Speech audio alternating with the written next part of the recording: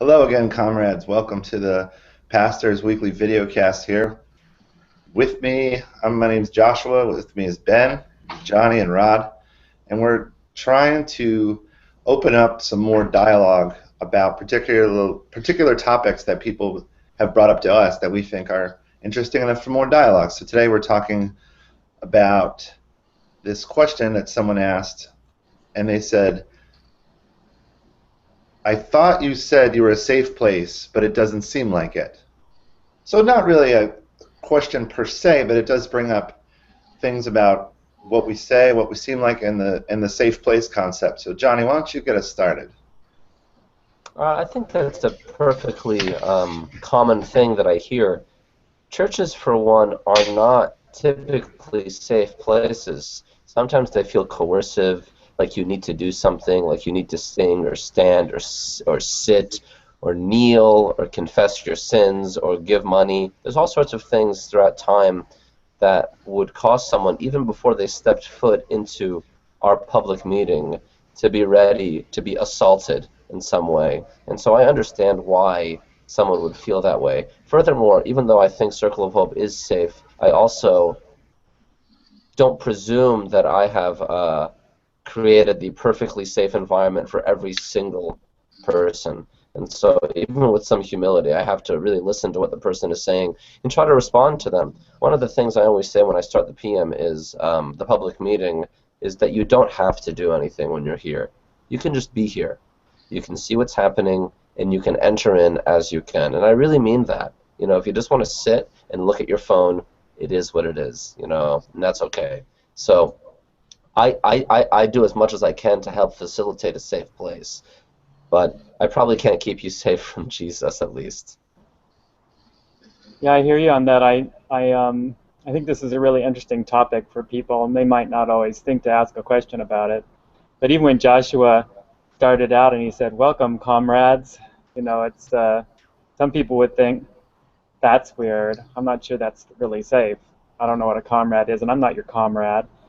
And they've got this sense of fear that kind of permeates our society right now, and they are really kind of vigilant about those things where they're not sure if they're going to be safe anywhere. And even in personal relationships, they don't necessarily feel safe. So they reserve themselves and don't want to get too connected because they're afraid something bad is going to happen to them. So I think people are kind of skittish. So I think it's good to promise safety because we really all need to feel that way, but kind of hard to provide it.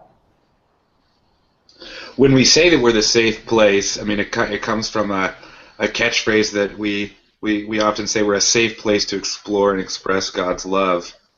And there's a inherent lack of safety, perhaps, in that statement because if you don't want to be perturbed by God or Godness or people who love God, it won't feel very safe. But then I might say, well, why are you here at all anyway? If you're not interested in that at all. But people end up here, and they want to take it at their own speed, and that skittishness really does come into play, and they're trying to work something out, but they can feel those warning signs come up, and they feel scared, and then but especially because if you come up against me, I want you to change. I want you to experience life in Christ. I want you to hear my story and be affected by it. So I can imagine feeling not safe when someone wants that experience for you and you're not ready for it. Well, it might be that false sense of dualism you're talking about, where if somebody is promised safety, then part of that safety is from them changing or them growing or them developing. And I'm glad that we try to make that distinction. Rod, I wonder if you'll say something to this. This is one of our proverbs. We admit that we're less of a safe place for people who don't want to take initiative, own their dignity, or make commitments. Yeah, because those are basic to who we are, and I think Ben was hitting upon that when he was just saying, well, I have to have a safe relationship with you too. Safety is a mutual thing. We create safety in a mutual relationship of love. And covenant allows for that, the same kind of safety you grow into when you get married, and then 5 years later you can actually feel safe with each other. We're looking for people who want to walk with us on our journey, and I think that change and growth and we're looking into eternity might not feel safe, like I'm in control, I know exactly what's going to happen, you're never going to hurt me, I don't have to take any risks, I have a kind of a defense system that works in every occasion and I'll never be permeated. Mm. People, I mean, that's not realistic for anybody to think, but we do think those things. And so we're not really safe if that's what you want to be, because we just think that's kind of unhealthy.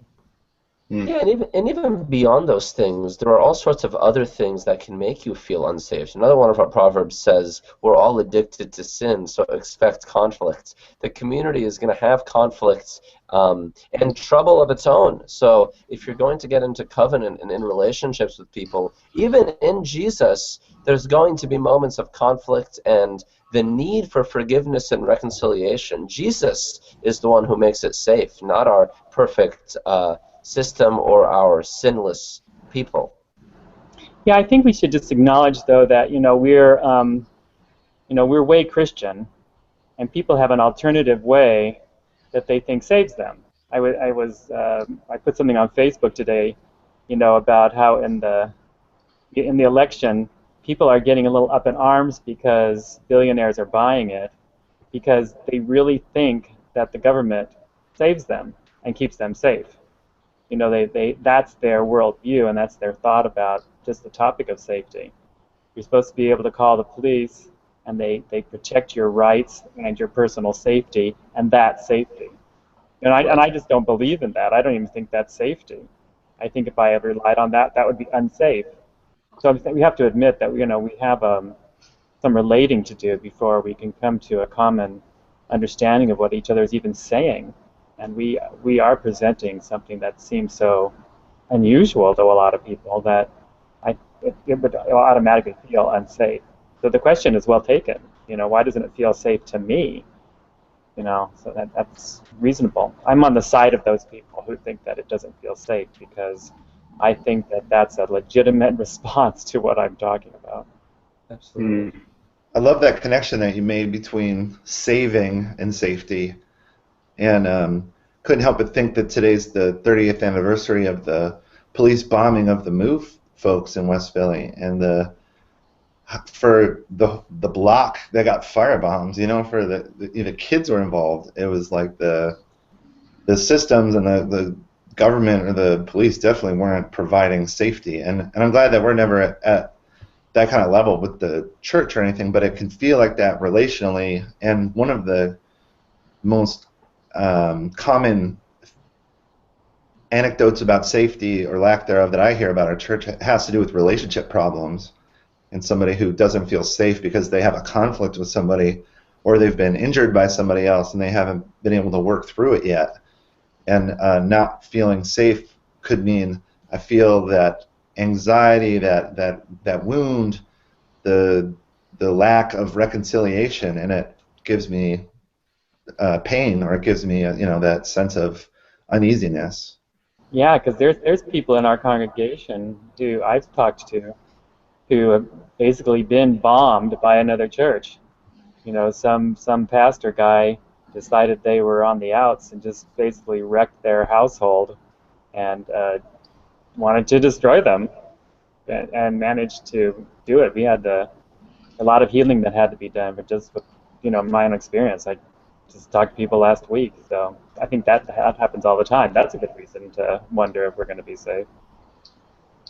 Ben, if you were to try to close us up here, how would you do that?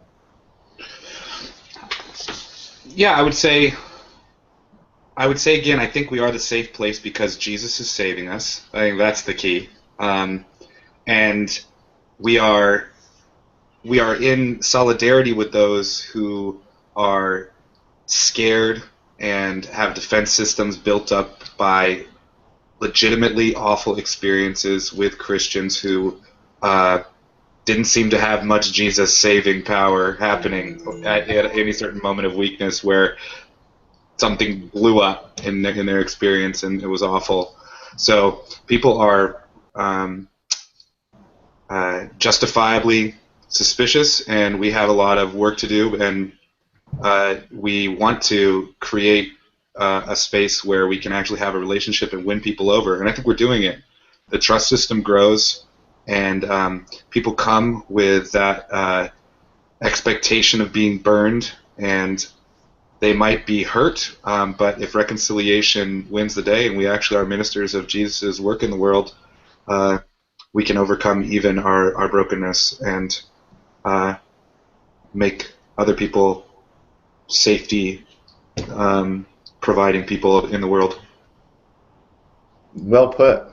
Pastors, thanks for this and for your work. And like Ben was just talking about, being those healing agents. And thanks for growing up that system. And to those of you watching, if you want to know more about our Proverbs that we mentioned, you can find it at circleofhope.net. And if you would, like, share, subscribe, all that stuff, find us other places on the web, because all of that just is about us trying to make a face-to-face connection. So we hope to see you, meet you, or spend some time with you too. All right, until next time, peace.